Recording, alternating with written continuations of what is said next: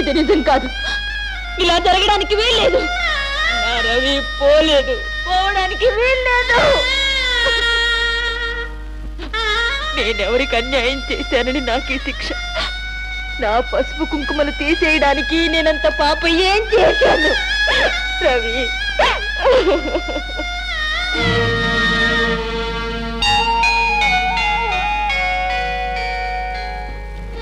అమ్మా ఉత్తరం.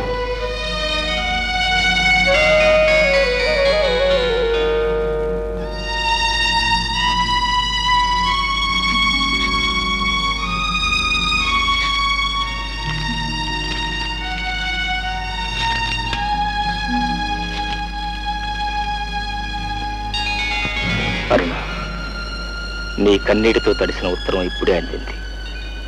నీ ఆందోళన అర్థమైంది. భయపడకు. నీ కడుపులో పెరిగే మన పాప మీద ప్రమాణం చేసి చెప్తున్నాను. నా కంఠంలో ప్రాణం ఉండగా నీకు అన్యాయం జరగదు, జరగదు. నేను వృత్తి ధర్మంగా ఒక ముఖ్యమైన పని మీద బయలుదేరుతున్నాను. దీనికి ఎంతో ఆత్మస్థైర్యం, ఆశీర్వాద బలం కావాలి. ఇల్లాలి దీవెన ఎలవేల్పు దీవెన అంటారు. నన్ను క్షేమంగా తిరిగి రమ్మని దీవించు. త్వరలో నీ ప్రియుడుగా నిన్ను కలుసుకుని అల్లుడుగా మీ నాన్నగారి ఆశీర్వాదం పొంది తండ్రిగా మన బాబు ముచ్చట చూడాలని ఆశపడి నీ రవి.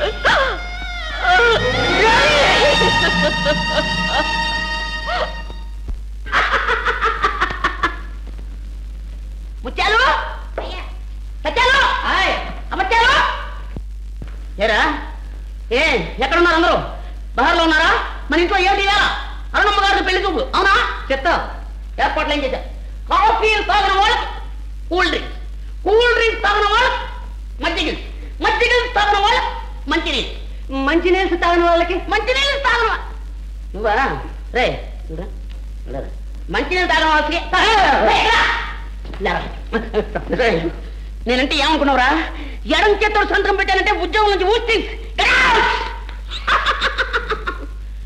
ఈ ఇంటికి అల్లుడే మేనల్లుడు రా. అసలు చిన్నప్పుడు అరుణానే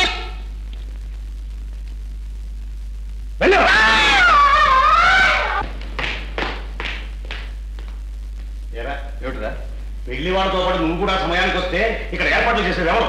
నువ్వు రమ్మన్న దానికంటే గంటన్నర ముందు ఆదరాబాదరా పరిగెత్తుకుంటూ వచ్చాను. గొప్ప ఘనకార్యం చేశావు. మెట్లెక్కకూడదు, మేడ ఎక్కకూడదు, గట్టిగా మాట్లాడకూడదు. అదేమంటే గుండె నొప్పి, విశ్రాంతి. ఎవరేం చేస్తున్నారో తెలియదు, ఎక్కడ ఏం జరుగుతుందో తెలియదు. దగ్గరగా మాట్లాడకరా, అన్ని సక్రమంగానే జరుగుతాయి. నువ్వు కూర్చోరా, టేక్ ఇట్ ఈజీ. కూర్చుంటానులే, నువ్వు వెళ్ళి ముందు మీ అమ్మాయి గారు ఏం చేస్తున్నారు? ఏం చేస్తుంటారు, ముస్తాబోతూ ఉంటారు నీ ఆదుర్దా గాని. నువ్వు కూర్చోరా, టేక్ ఇట్ ఈజీ. నువ్వు వెళ్ళు, ఆల్ రైట్.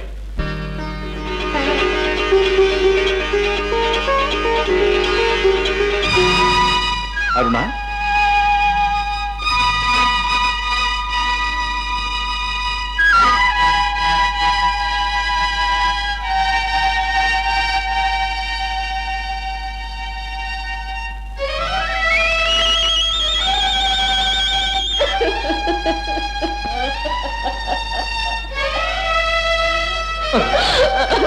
ఏమిటమ్మా ఇది? పచ్చని గాజులకు, పసుపు కుంకుమలకు ఈ జీవితంలో అవసరం తీరిపోయి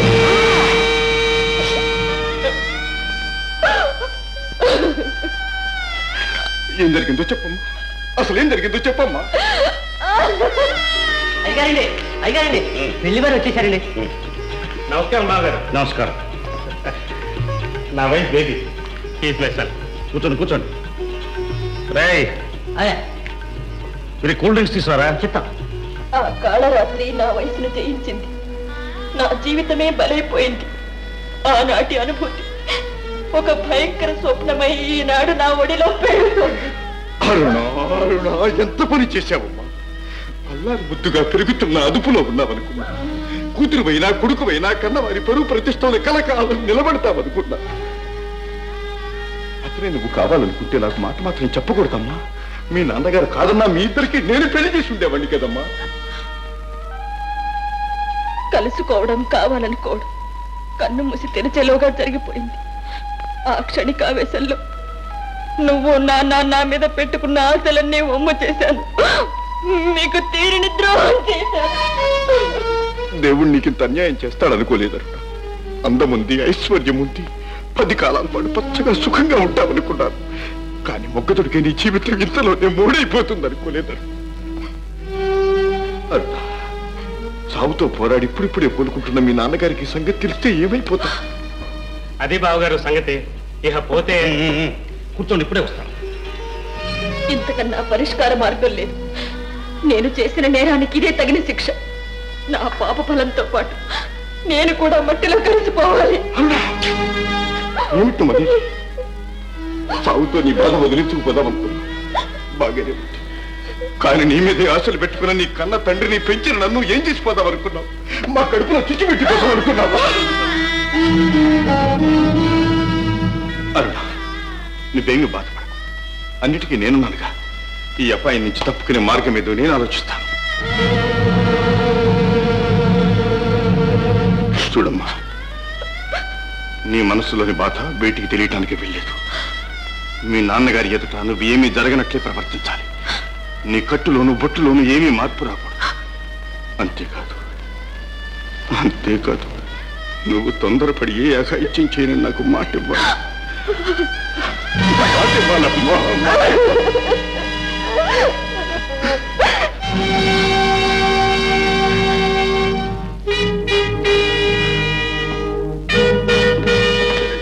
శ్రీత, ఏరా మీరందరూ కలిసి నన్ను ఇప్పుడే నిలువునా చంపేద్దాం అనుకున్నారా?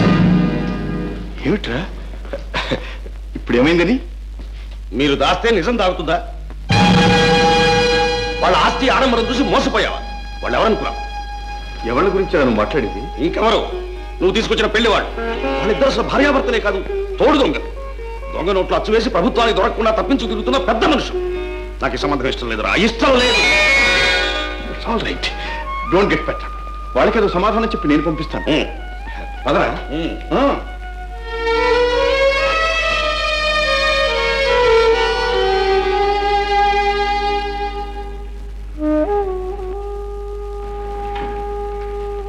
ఏమిటండి అంత దీర్ఘంగా ఆలోచిస్తున్నారు? మరేం లేదు లలిత, మనకే పెళ్లిడికి వచ్చిన ఒక ఆడపిల్ల ఉందనుకో, పొరపాటును గ్రహపాటును పెళ్లి కాకుండానే ఆ పిల్ల తల్లి కాబోతుంది. అప్పుడు కన్న తల్లిగా నువ్వేం చేస్తావు? ఏమిటండి మీరనేది? ఎవరా పిల్ల? ఎవరో అయితే మనకెందుకు ఈ విచారం? ఆ పిల్ల ఎవరో కాదు, మన అరుణి. అరుణ? ఎంత ఘోరం! ఈ సంగతి శ్రీధర్ గారికి తెలుసా?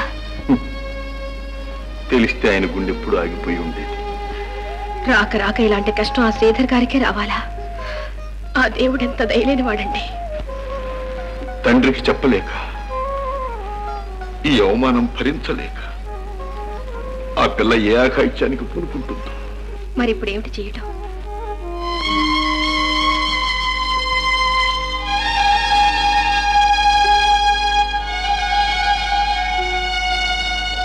లలిత, అరుణ పరువు కాపాడాలంటే ఒకటి మార్గం. ఏమిటి చెప్పండి. అరుణకు పుట్టబోయే బిడ్డ మన బిడ్డగా చలామణి కాదు. అదిలా సాధ్యం? నువ్వు సహకరిస్తే అంతా సాధ్యమే అవుతుంది. అంటే? అమ్మ బాబోయ్, అత్తయ్యని నమ్మించడం ఎలాగా? అత్తయ్య, టిఫిన్ చేసుకోండి. What happened? ఏమైందే? ఏం లేదు అత్తయ్య, పొద్దు నుంచి ఎందుకు కళ్ళు తిరుగుతున్నాయి, 2 సార్లు వాంతులేనే, నీరసంగా ఉంది అత్తయ్య. నీకు వీకేమిటే స్ట్రాంగ్ బాడీ? అసలు విషయం ఏమిటో చెప్పు. ఏం చెప్పమంటారు అత్తయ్య? నాకు సిగ్గేస్తుంది. నా దగ్గర సిగ్గేమిటే?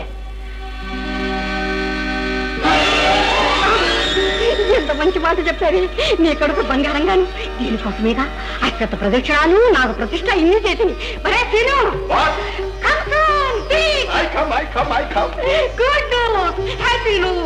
నా డాక్టర్ నాకు స్టమక్ రా, స్టమక్. దానికి ఎప్పుడో ఉంది పెద్ద స్టమక్. ఇప్పుడు కొత్తగా నువ్వు చెప్పేది ఏమిటి? మాటలు నా కొడలి కడుపురా, వామిటింగ్స్, వాంతులు అవుతున్నాయిరా. ఆ చెత్త తినట్టుంది, దాంతో వాంతులు అవుతున్నాయి. ఆ 7 కొండల వాడికి ఇన్నేళ్లకు దయగలిగిందిరా. మన ఇంట్లో కూడా మనోడు దోగాడే రోజు వచ్చిందిరా. My dear Venkateswara, 100 coconuts